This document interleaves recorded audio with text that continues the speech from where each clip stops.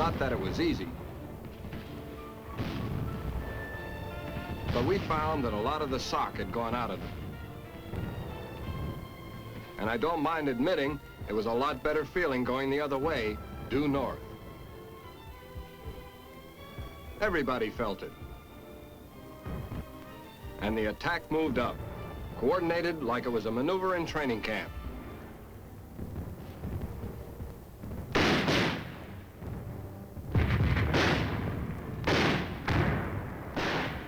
Ground-air liaison, they used to call this back in the training manuals.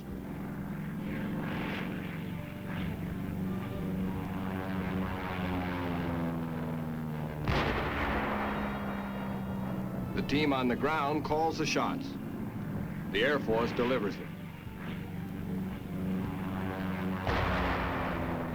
And it worked just fine. The artillery gave it to them round the clock.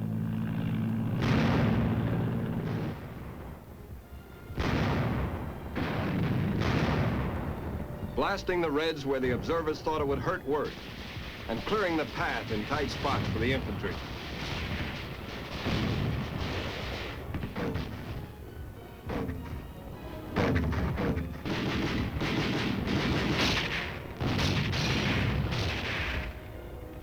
By the end of March '51, we were back across the parallel and retaking our positions in the hills north of Seoul.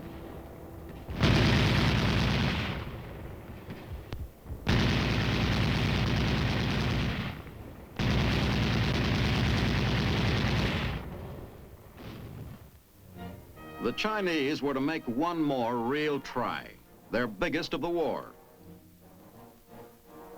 April 22, 1951, 21 Red armies hit the UN positions, 630,000 men against our 230,000.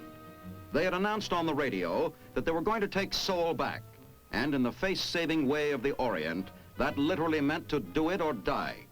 They came at our troops with blaring bugles in human waves, regardless of cost. No force on earth could have withstood that initial shock.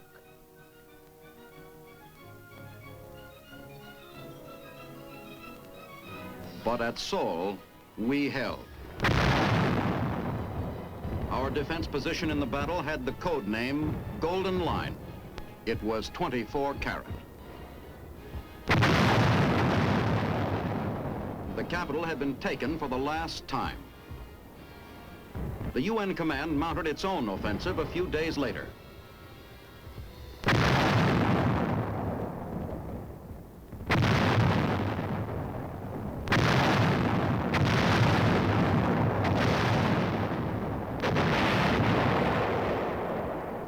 The enemy was again forced back across the 38th parallel. We hit into the hills again, this time to stay.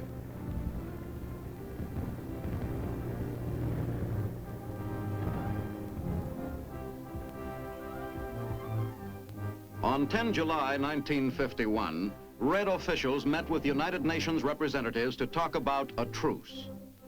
With the same senseless disdain for sacrifice of lives that started the war, the communists stalled through 2 years of bloody deadlock. Before extinguishing the Holocaust they lit. The men of the UN command broke down their fortifications and moved back from the positions where they never wanted to be, but from which they wouldn't be pushed. General Clark had spoken for all of them. We have stopped the shooting. That means much to the fighting men and their families, and it will allow some of the grievous wounds of Korea to heal. Therefore, I am thankful. It is, however, only a step toward what must yet be done. The task now is to put the ceasefire agreement into full effect as quickly as we can and get down to working out an enduring settlement of the Korean problem. I cannot find it in me to exult in this hour. Rather, it is a time for prayer, that we may succeed in our difficult endeavor to turn this armistice to the advantage of mankind.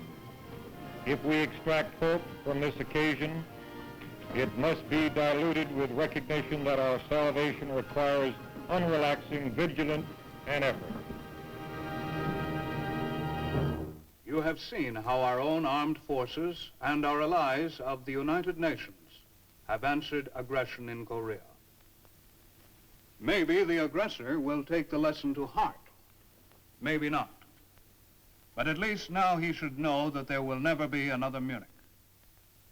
Maybe they'll recognize the fact that though the free peoples of the world want to live in peace, they are ready to fight where freedom is threatened. Now, this is Sergeant Stuart Queen inviting you to be with us next week for another story in The Big Picture. The Big Picture is a weekly television report to the nation on the activities of the Army at home and overseas. Produced by the Signal Corps Pictorial Center. Presented by the U.S. Army in cooperation with this station. You can be an important part of the big picture.